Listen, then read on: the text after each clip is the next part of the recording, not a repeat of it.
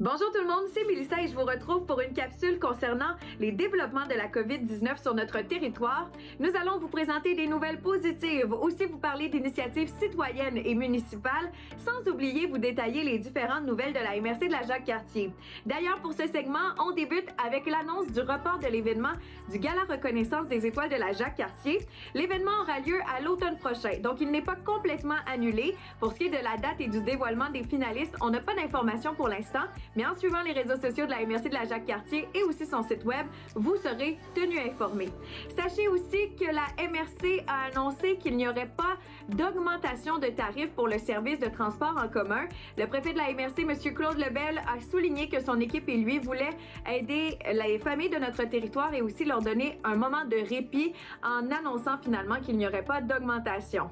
Finalement, en vous rendant sur le site de la MRC de la Jacques-Cartier, vous allez voir les différents détails concernant les aides financières qui sont offertes pour les citoyens et aussi les entrepreneurs de notre territoire. C'est maintenant le moment de parler de différentes initiatives, à commencer par celle de la ville de Stoneham et Tewksbury.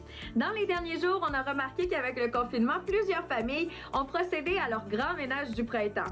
On a aussi remarqué qu'avec l'éco-centre fermé, il y a plusieurs résidus qui se sont trouvés sur le bord des routes. Pour éviter ce type de problème, la municipalité de Stoneham et Tewksbury a décidé d'amener l'éco-centre chez vous. En fait, avec un camion qui est fait pour ça, on va se rendre à votre domicile pour aller récupérer vos résidus. Et il suffit de prendre rendez-vous pour avoir le passage de ce mobile éco-centre. Vous appelez au numéro que vous voyez actuellement à l'écran, vous laissez un message avec vos coordonnées et finalement, une personne de la ville va vous rappeler pour prendre rendez-vous et céduler le meilleur moment pour passer prendre vos résidus. Bravo à toute l'équipe de Stoneham. Aussi, différentes municipalités ont offert leur séance du conseil en direct par la web diffusion. On veut savoir sur la page Facebook de ccap.tv, qu'est-ce que vous en pensez? Aimez-vous mieux les séances directement sur place ou encore vous aimez cette alternative où on utilise le télétravail? Et finalement, c'est le moment de faire le tour des nouvelles positives, à commencer par celle concernant la ville de Lac-de-Lage qui a décidé de photographier ses résidents à partir de leur balcon. Toutes les photos seront utilisées pour créer une belle mosaïque qui sera présentée sur leurs différentes pages.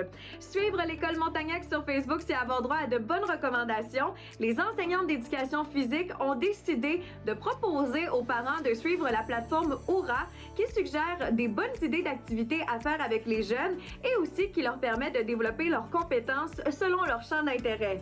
Aussi sur la page Facebook de l'école Arfans des Neiges de Stoneham et Tewksbury, on peut voir une vidéo qui a été réalisée avec les jeunes de l'équipe de cheerleading et c'est vraiment très amusant à regarder.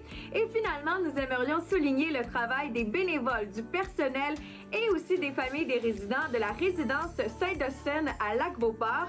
On a reçu un super message sur le info@ccap.tv et il est important pour nous de souligner votre bon travail. Vous avez des choses à nous mentionner, des initiatives positives à souligner, n'hésitez pas vous aussi à nous écrire au info@ccap.tv et ça nous fera plaisir de vous présenter ces belles nouvelles la semaine prochaine sur toutes vos plateformes.